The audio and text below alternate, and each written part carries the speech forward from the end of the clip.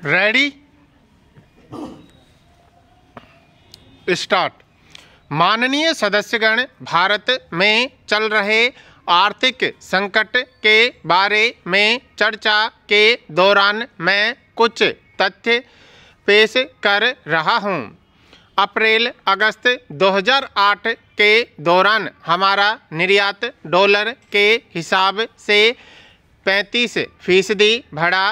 इस अवधि में प्रत्यक्ष विदेशी निवेश 15 बिलियन अमेरिकी डॉलर रहा। सकल कर राजस्व अपने निर्धारित समय पर था। भारतीय अर्थव्यवस्था की निगरानी के लिए केंद्र डेटाबेस से पता चला कि पूंजी व्यय के लिए एक भारी भरकम धनराशि मौजूद थी।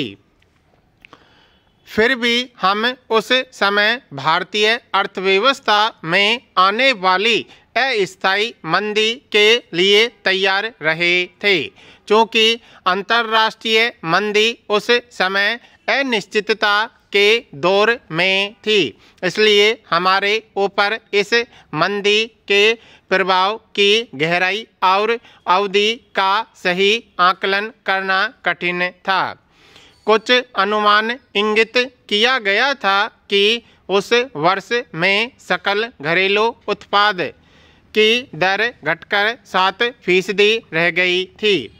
हमारा प्रयास रहा था कि वित्तीय संकट का नकारात्मक प्रभाव कम हो और विश्व के हालात स्थिर हो जाने पर हमारी अर्थव्यवस्था फिर से 9% की दर से आगे बढ़ी थी। माननीय सदस्यों और भारतीय लोगों से आग्रह किया गया था कि वे भारत की अर्थव्यवस्था के मौलिक स्वरूप में अपना विश्वास रखें। माननीय सदस्यों को याद होगा कि मंदी की प्रत्याशा में फरवरी 2008 को प्रस्तुत बजट में सरकारी व्यय में बढ़ोतरी की थी।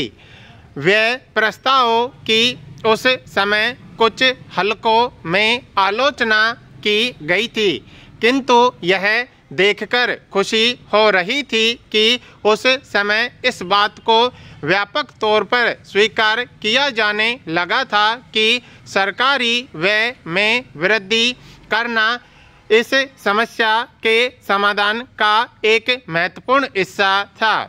यह समझा जाने लगा था कि शिक्षा, स्वास्थ्य, राष्ट्रीय ग्रामीण रोजगार गारंटी कार्यक्रम, राष्ट्रीय ग्रामीण स्वास्थ्य मिशन, त्वरित सिंचाई लाभ कार्यक्रम, जवाहरलाल नेहरू राष्ट्रीय शहरी नवीकरण मिशन और अन्य कार्यक्रमों पर किया गया व्यय उस मुश्किल दौर में देश के लिए मददगार रहा था।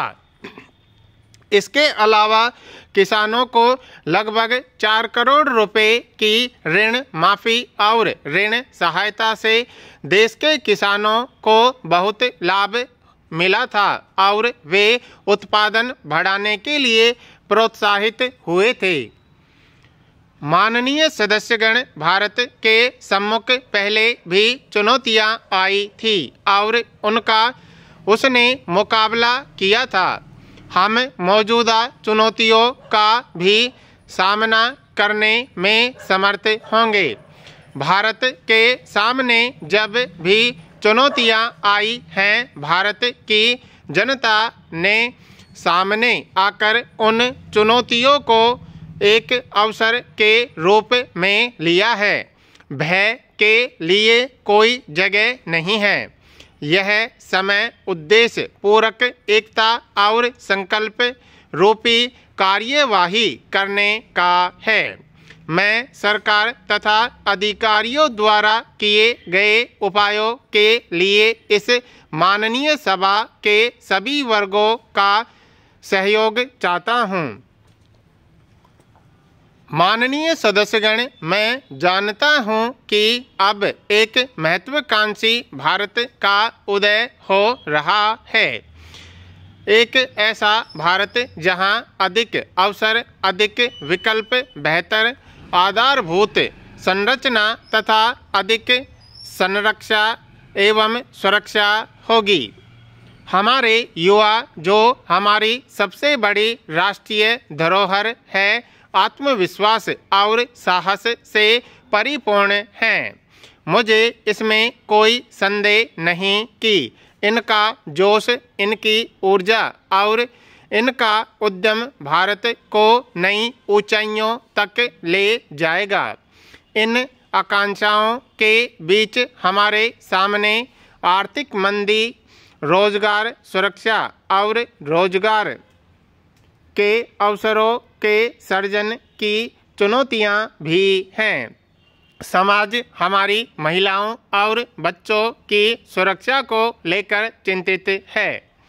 समय पर अपेक्षित सेवाओं को प्राप्त करने तथा व्याप्त सामाजिक एवं आर्थिक असमानता को लेकर भी चिंतित है। पिछला वर्ष वैश्विक अर्थव्यवस्था के लिए कठिन रहा है। यूरोप में आर्थिक मंदी का दौर चल रहा है।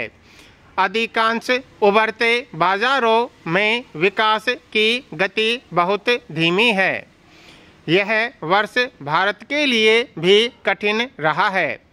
वैश्विक एवं घरेलू दोनों ही कारणों से हमारा विकास प्रभावित हुआ है। हमें इन दोनों के दुष्प्रभावों का समाधान करना होगा।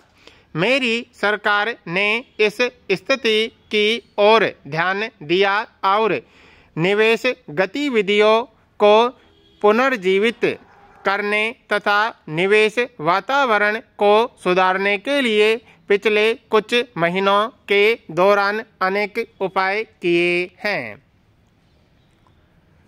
मेरी सरकार ने हाल ही में एक महत्वपूर्ण पहल की है, जिसके तहत प्रत्यक्ष लाभ अंतरण प्रणाली प्रारंभ की गई है। इससे सरकार द्वारा दिए जाने वाले लाभों यथा छात्रवृत्ति, पेंशन और मातृत्व लाभ को सीधे लाभार्थियों के खातों में भेजा जा सकेगा। लाभार्थी अपनी आधार संख्या के माध्यम से इन लाभों को प्राप्त कर सकेंगे। आने वाले समय में प्रत्यक्ष लाभ अंतरण प्रणाली के अंतर्गत मजदूरी तथा खाद्य पदार्थों एवं एलपीजी पर दी जाने वाली सब्सिडी को भी शामिल किया जाएगा। इस प्रणाली की सहायता से निधि के रिसाव को कम करने, लाखों लोगों को वित्तीय प्रणाली के अंतर्गत और लाभार्थियों को बेहतर रूप से चिन्हित करने में मदद मिलेगी। यह विशेष रूप से ग्रामीण क्षेत्रों में हमारे निर्धन नागरिकों को लाभ पहुंचाने में आधुनिक प्रौद्योगिकी के उपयोग के क्षेत्र में एक नई दिशा निर्धारक का कार्य करेगी, परंतु प्रत्यक्ष लाभ अंतरण प्रणाली सार्वजनिक सेवाओं का स्थान नहीं लेगी और यह सार्वजनिक वितरण प्रणाली की पूरक होगी। माननीय सदस्यगण, पिछले वर्ष में समाप्त हुई 11वीं पंचवर्षीय योजना में सकल घरेलू उत्पाद की औसत वार्षिक वृद्धि दर 8% थी। इस योजना का उल्लेखनीय पहलू यह रहा कि इसमें पिछले दशक की तुलना में गरीबी में तेजी से कमी के साथ सामाजिक समावेशिता की दिशा में भी प्रगति हुई है। राष्ट्रीय विकास परिषद ने हाल ही में 12वीं पंचवर्षीय योजना का अंगीकार किया है, जिसमें तीव्रतर, अधिक समावेशितापूर्ण और चिरस्थायी विकास पर और अधिक बल दिया गया है।